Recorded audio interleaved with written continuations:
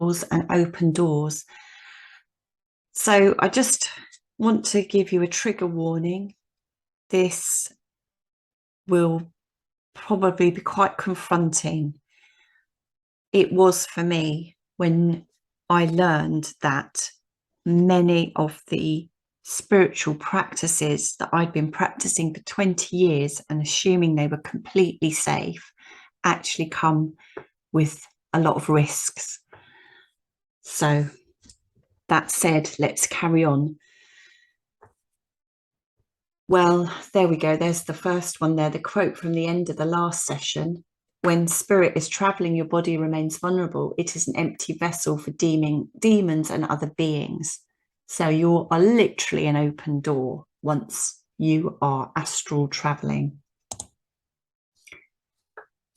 It's very weird. I never realized how legalistic the spiritual world can be, the spirit world can be, and especially the negative entities. And there is, they tell us in the films, like vampires and like in the legal world, they need consent and they need permissions.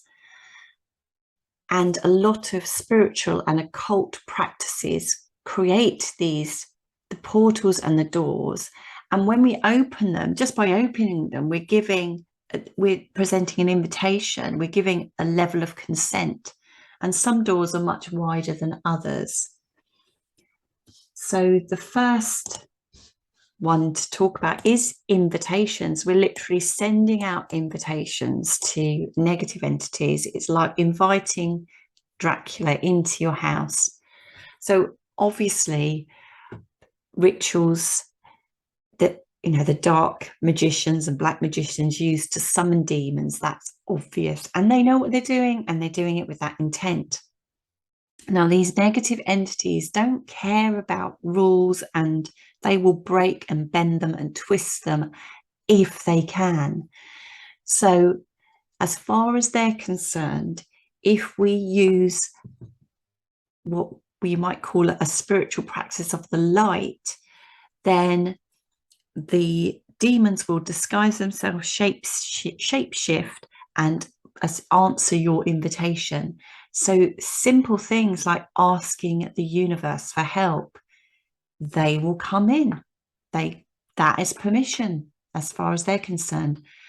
Also, they will disguise themselves as good angels, as good ascended masters, as good spiritual beings. So calling on Archangel Michael, for example. So what I've learned is that good angels, they will only carry out God's will. They will not answer to a human that calls on them. We can pray to God and ask him to send an angel to protect us. However, if we call on an angel, the angel won't come. However, the masquerader would come dressed as Archangel Michael, for all intents and purposes, looks exactly the same, appears the same. And this is the same with any named deities. For some reason, they can twist this. So if we're praying to Mother Mary, for example, or even if we're calling on, you know, pray to Jesus to come in and help us, that there is a being that appears. There are several people that have experienced this and then later found out that this Jesus was actually a shapeshifter. It's not the real Jesus.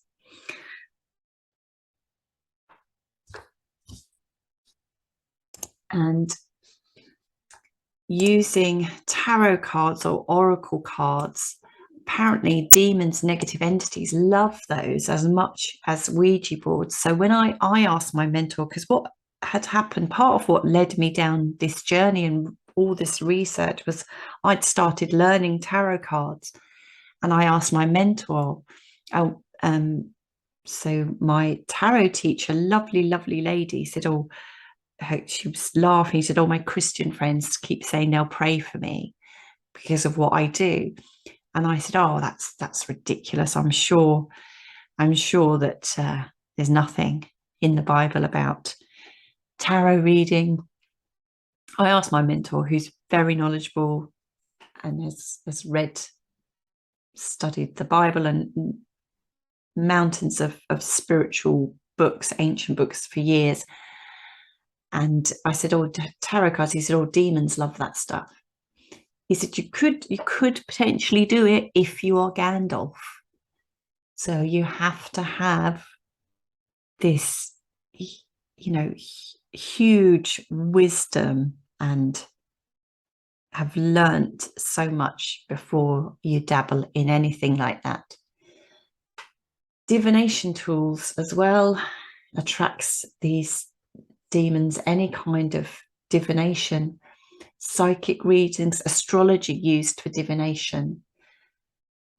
Now, is my understanding, and I'm interested to learn more, that astrology, that God did put the stars in the skies and the wandering stars and in the heavens for signs for people to read, but not in a personal divination way. And that is what does attract the negative entities. Necromancy, which is an old-fashioned word, but now we'd call it mediumship. And again, I would just say I used to watch all the medium programs and I was really obsessed with it. It was one of the first things that turned me from atheist to spiritual person. But Roger Morneau, remember we talked about him earlier. He was the chap that was in the satanic cult in the 1940s. And he was speaking to a satanic high priest, and he says that a person does not have to supposedly call upon the spirits of the dead to receive help to be involved in necromancy. And the satanic high priest said is all that person has to do is to believe in life after death. Because he said necromancy is the belief that man has an immortal soul. And so anybody that believes that man has an immortal soul is involved in necromancy. So having that belief, which is everyone I know in the spiritual world, we all believe that, but that apparently opens a door. Now that is coming from a satanic high priest. So, they are deceived as well. But Morneau went on to say that the priest told him when people believe in this business, they're opening themselves up to be completely deceived by demon spirits, because it gives demon spirits an opportunity to impersonate the dead and for people to believe their lies. And now this I've seen borne out by other testimonies, including Laura Maxwell. So one of these things these negative entities love to do is when we decide to contact the dead, they will come in and pretend to be your grandmother, your great-grandmother, your grandfather, whoever it is. And they will know a lot about our lives because they're watching us all the time. And it seems that certain demons do watch certain families because they're thousands of years old.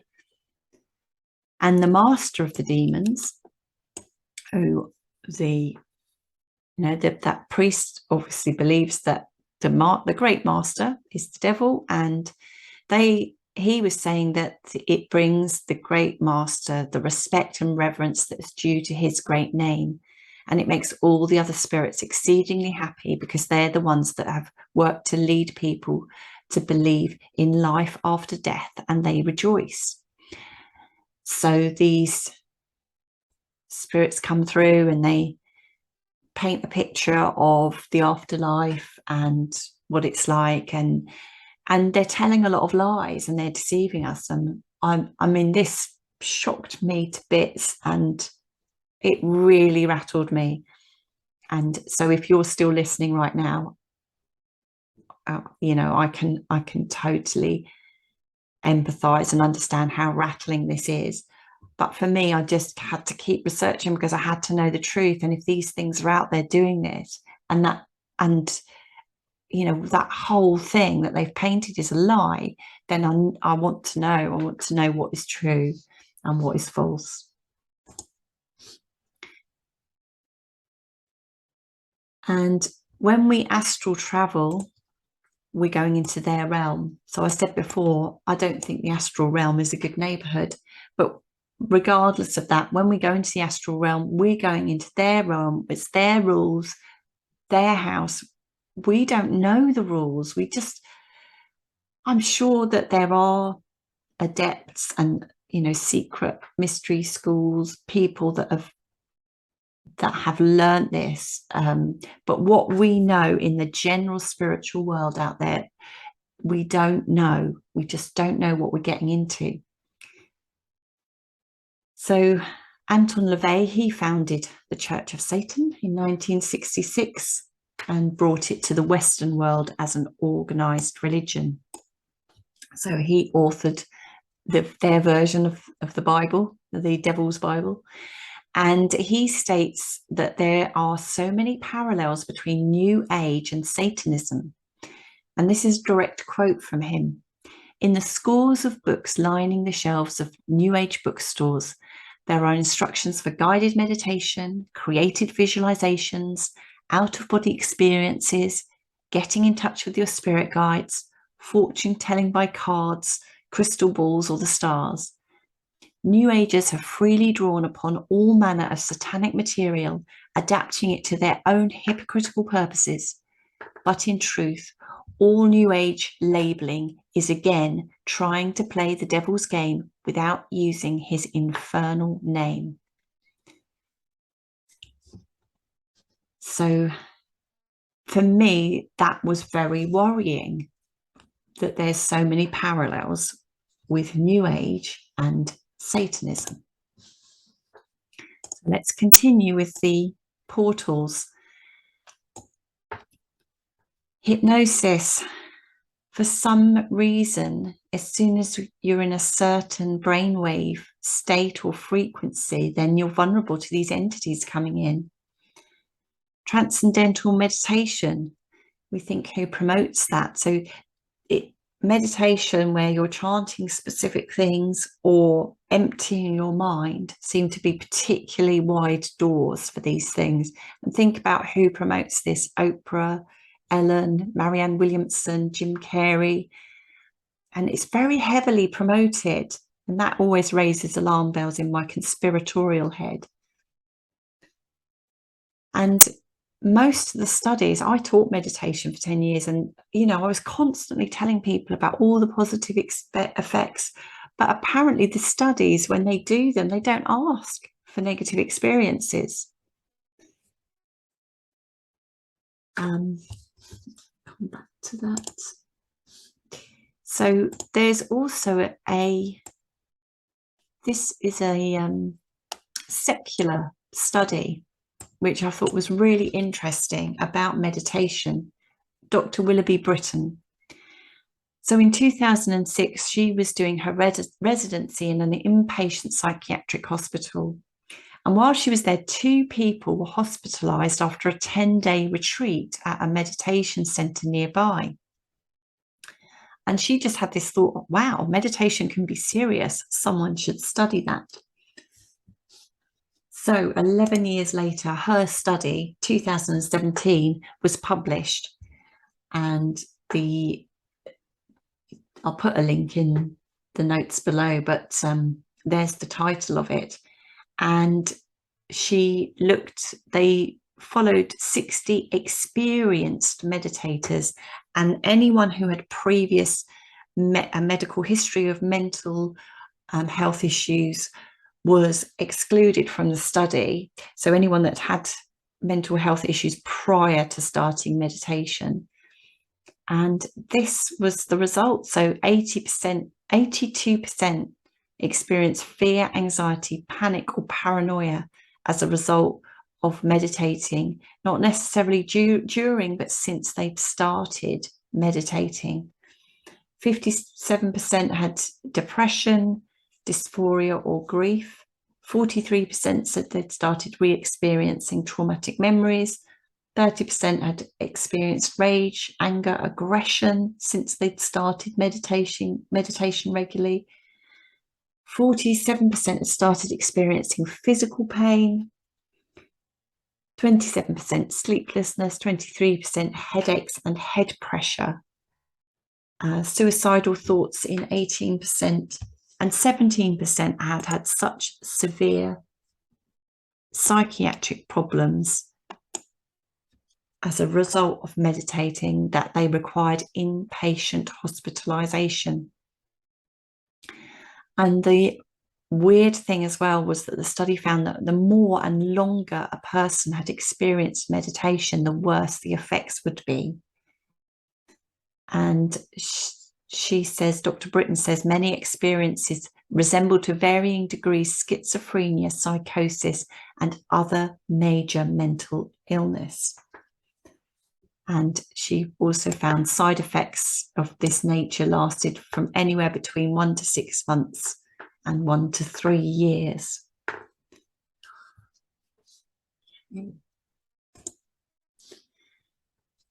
So meditation, I thought that was really interesting, that a lot of those symptoms as well can be signs of demonic entities.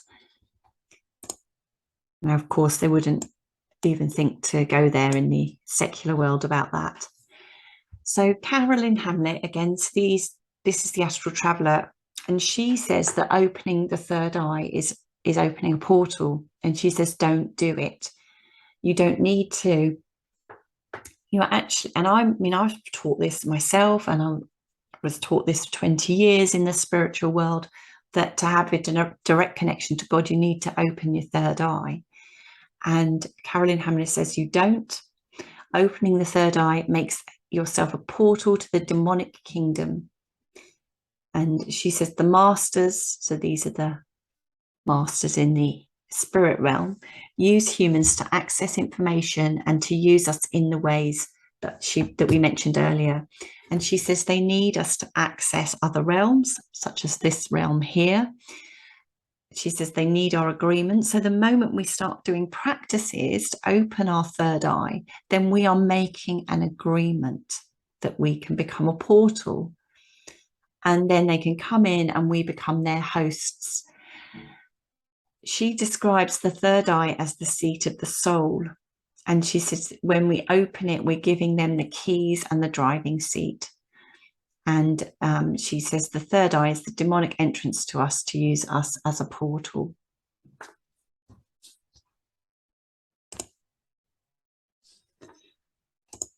So a lot of Eastern mystical practices that we use quite freely now in the Western world, these can open portals as well. So I was looking at Aleister Crowley, you know, high-level occultist, looking at his mystery school and some of the things that they learn in their mystery school. And he was, you know, a black magician. He was in the left-handed path. He was down the dark path. He was, you know, openly doing really dark rituals with sacrifice, all kinds of dark magic stuff. And in his mystery school, most of those things on that list there, astral projection, Hinduism, Kabbalah, yoga, magic, non-duality, ascended masters, trees of life, transcendental meditation, higher selves, Buddhism, mysticism, Gnosticism, sorcery, tarot cards and the zodiac, all of those are out in the New Age. Rituals of the pentagram and hexagram, not so much. And what he was learning was, or teaching, was the real, you know, when really going deep with this stuff, the very, very deep stuff. And to reach the third level in his school, people had to get completely perfection and success in asana and pranayama, the yogic postures and breath. The fourth level was the Kabbalah stuff. And interestingly, a friend of mine enrolled in a Kabbalah mystery school, and she was learning all sorts about Tree of Life, and she had been in it several months.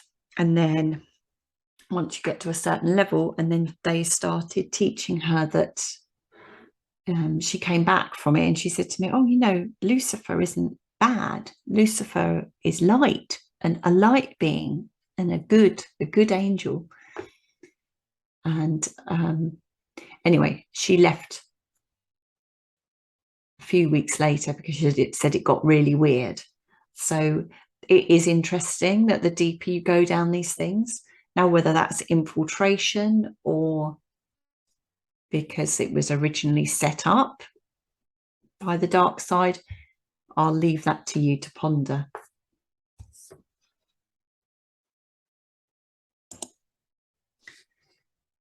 So going back to Carolyn Hamlett, the astral traveling lady, she said that because she worked for the secret club, she said that there was a plan, and they said they wanted a natural, to appear like a natural sort of plan to get people into yoga and meditation, because they wanted to get people to have demonic access to the people.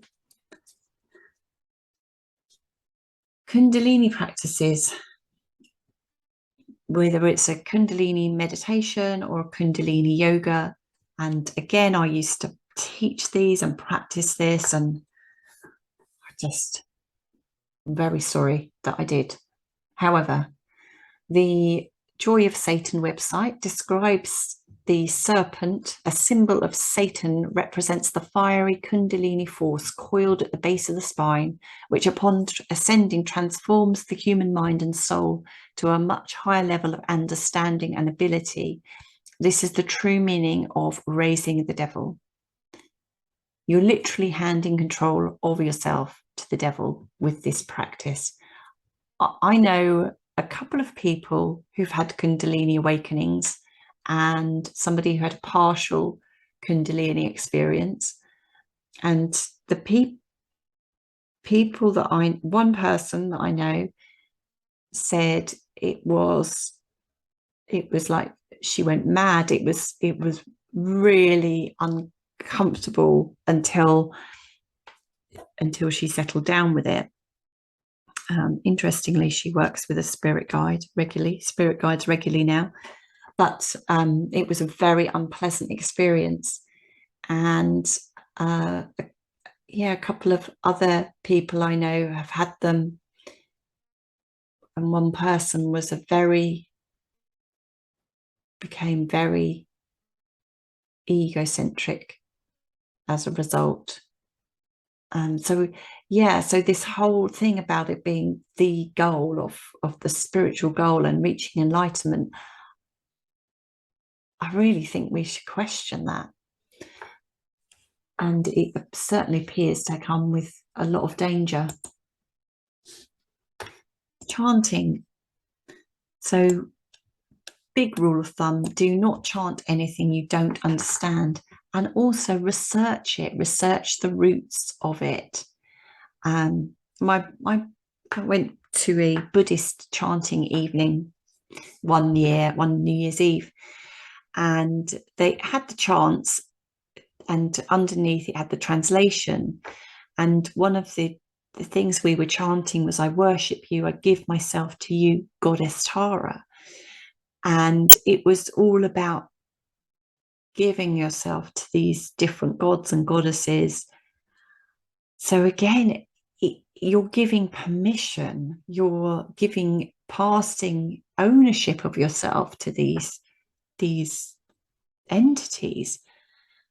So actually, because we could read, and this is way before I'd done anything research of this nature, but because we could read what it said underneath, we stopped chanting it. It did actually, we felt very uncomfortable. Had we just been chanting in whatever it was, I don't know, Sanskrit or whatever it was, we wouldn't have known what we were saying. That doesn't matter to the entities if you don't know what you're saying. It's the same as if in the legal world, if you sign something you don't understand, but you've signed it, you've still signed up for it. In the Bon religion, so the Tibetan Buddhists so in the Bon religion, they commune with all the different gods and goddesses, and the Tibetan Buddhists call the Bon demonic. They think that they are all those gods and goddesses are demons that they're communicating with. Chanting Om. So again, you must do your own research on this. It's the name given by Hindus to the spiritual sun. If you look into it, there's a lot of sun worship in ancient cultures, and if you dig into the ancient Egyptian culture, sun worship was actually the priesthoods. They told the peasants that it was sun worship. The priesthood knew that sun was actually the Sirius star was what they were really worshipping. And in Egypt, it was known as, it's a very bright star, but it was known as the most evil star because the river would be at its lowest, so it would shine its brightest during the times of drought and difficulty, and then it was linked therefore to Lucifer. So often, so again, when sun worship of any kind can attract these negative entities, the master of these negative entities, and in addition, when we do the chanting correctly, we can go into this trance-like state. We can allow vibrations to run up the spine, and then we're open then again to attachment. So they're seeing it, one as you're literally an invitation, and two, we're then we've opened the doors and the portals. There on the screen, I'll let you see this is a very popular tantric Buddhist mantra. And I found in a Left-Handed Path Occult Mystery School book that this is chanted as part of a sinister initiation. And it's very much linked to, you know, their whole thing of this masculine and feminine principle, the intercourse of the two. Yeah, it's all very much linked back to their hermaphrodite god as well. And they chant this, and it's linked to that entity. Again, chanting vowel sounds can raise the Kundalini. They were saying that the A is, so again, this was in looking at some of the dark cults. They feel that the A is symbolic of serpentine energy raising up. So they see it. The dark side use all of these, and they see it as connecting with these entities. And I know that we don't see it like that. However, it still seems to open portals to them. So a lady called Elise, she gives a testimony she was involved in quantum healing, and she was involved, she got really, really good at it. She was training with a very famous teacher, and she saw someone disappear. They would do meditations and things. She saw someone disappear during meditation. It got very good. And she felt something, when she used to do the quantum healing, she'd feel something come in and take over her hand. And she said it felt really good. But she later found out it was a deception. It actually let in false light beings. And the thing is, they can do healing, and that is the payoff. So but then the more they do for you, the more legal, they're more, the more legal control they think they have over you, the more legal right to you they think they have, because they've helped you. So, and that is the payoff. But then they then want their pound of flesh in response. She had 2 friends she trained with that also got really good at it, and she said, they would, which I learned as well, that you can heal anything. You can heal anything with mind over matter, with quantum healing. And one of her friends was a nurse with cancer, and she couldn't, nothing could heal it, and she died. And another friend was shot in a very bizarre experience, being in the wrong place at the wrong time. And Elise thinks that it was entities that were doing this. Have a look and make your own mind up on that one. So on the Joy of Satan website, again, I mean, I wouldn't recommend going onto it, because I think even just looking at it, I did have a bit of negative entity coming. But if you're feeling brave and do the things to protect yourself first, which we'll cover in a later video. But the Joy of Satan website says that all pagan holidays and festivals belong to them, and they are originally the devil's. And Blavatsky and Bailey, we'll talk more about them. They also say these are originally Luciferian dates. They use Beltane as their top power date for rituals. Really, really horrible rituals. And during that time, when rituals are being undertaken by the light side, the good pagans and things that we all, at Glastonbury and things like that, when they're doing things like food offerings, fertility offerings, what we're doing is we are also energetically feeding the same entities, and we're adding power to the dark rituals that are happening at exactly the same time.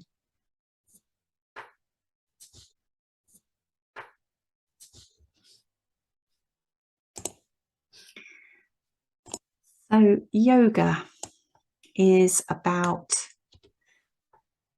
so when you get high up in yoga, I haven't myself, but this is some of the research I've done. The postures are about yoking gods to us, and yoke means to harness, to couple, to connect, to join. It can also mean in bondage to, in subjugation to. So it implies attachment and submission to, and different poses honor different gods, and it allows these demons to get in. So one of the examples given was the, honoring the warrior poses that allows a demonic god in. And there, again, have a look into this. So certain poses seem to create these portals, and we're literally giving permission for them to come in. So one of the questions I get when I've done this talk live is, but what if we practice with good intentions? If we're losing it for the light side of the path? Well, the thing is, there's lots of testimonies online of people that have been using it with good intention, and it doesn't matter. They're still getting attacks from these entities. And it's not how we see it, it's not our intention, but how the entities see it. They don't care what our intention is. And that's the thing, is these practices there's a lot of occult information about these practices that we just don't know. So we don't know the rules. And we're playing a game where we don't know the rules. And I think the other thing with intention is also, when something has been set up with a certain intention, that outweighs the intention of the person practicing it. And there, you know, things have been set up ritualistically and with a lot of magical, energetic intention imbued in it, then our intention won't override that.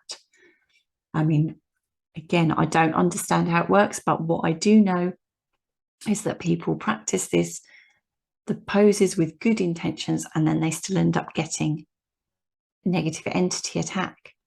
We talked about practices, but there are also substances that when we get into an altered state, taking these substances, then we create open doors into us. So that dodgy character that I talked about earlier, who knows a lot about mind control, he said that magic, drugs, and demonology have always gone hand in hand. Drugs remove the part of the will that prevents demonic possession. Drugs are considered powerful demonizing substances by those skilled in demonology. And if demonic possession is seen as part of mind control, so they put a demon in a person as part of their mind control, then all these drugs are part of the effort to enslave people. This is his view. And there's a lot actually where people do, you know, my spiritual teachers have told me over the years, you know, that taking these drugs creates cracks in the aura. And I had a friend of mine that could see your aura, and she could tell if somebody had taken particular drugs and it had caused damage, and they can get in through that. Jerry Marzinsky, the psychotherapist, he said alcohol seems to assist them, the voices, the spirits, to come in. And again, there's that phrase, isn't it? It's called spirits for a reason. It seems to, again, open the door. Now, the plant medicine, so what I'm talking about there is things like ayahuasca journeys, psychedelics, mushrooms, that sort of thing, where this is quite a wide door. It's a big risk, this one, because once you're in the astral realm, as we've heard a lot about the Carolyn, the astral traveler, talk about, your body, and once you're out of your body's open to possession. And the other thing is your personal will is down. And this seems to be something that comes up a lot. So to have your strong individual personal will is important. And that makes me wonder about the Eastern mystical practices and the meditation and yoga and mindfulness, because there can be, you know, there's a focus on reducing individuality and opening up to unity. And I kind of think, well, does that, the personal will seems to create a door, a fence. And then when we're going into sort of unity and opening our mind, and we're kind of taking that all down, so the fence is out of the way and they can get in. But what occurred to me was the commonality of these practices is that this seems to be about altering brain waves, consciousness, and that once that has happened, there's an open gate and a portal. There's permissions when we say, you know, when we ask for help, or if we're chanting something, we're giving a permission. And then once they're in, then we get these demonic projections. And it's like the more access they have, the more they are able to influence us with false thoughts, false feelings, false visions, even illusions, perception. It can alter our perception, can implant memories and experiences. And they can give us nudges, urges, intuition. Another thing is generational curses. So if a parent or an ancestor has practiced any of the above, then it seems to give permission for interference with their children. So then the entities seem to then have a natural permission to go in, to go and see the children or get into the children somehow. So it's almost like the parents energetically protect the children, and when they do a practice, they've let that down. And also if somebody's done certain rituals somewhere down the line, it can then come down the generational line. And that does make me think about the secret clubs and secret societies and how they do a lot of rituals all the way through the levels, even at the lower levels, which seem just like silly, might seem like silly handshakes and things. But I wonder if that's opening portals. A strong sacred masculine father in a household, apparently that has an extremely strong spiritual protection over the rest of the household. So over the children, over the woman, it gives like a covering somehow. And so when that's absent, then the household is more vulnerable. And when I say a strong masculine, I'm talking about morals and values, not abilities. I'm not talking about supernatural abilities. It could be a man that doesn't know about anything to do with that, but just as and particularly a godly man. So a man that has a strong connection to God. Women seem to be more vulnerable somehow energetically. We seem to have more spiritual apertures. This is, I mean, when I looked at this, sort of the Satanists mocked this, but the ancient Eastern mystical traditions believe this. And of course, abuse cracks open portals. Abuse of any kind, really. And Rusty he noticed that when people are morally weakened, it seemed that the ideas that they send, these thoughts that they send, can be more easily implanted in us. So that can be anything, from gambling, drunkenness, intoxication, adultery. They seem to, it's like they seem to think they have more legal right and they can get in.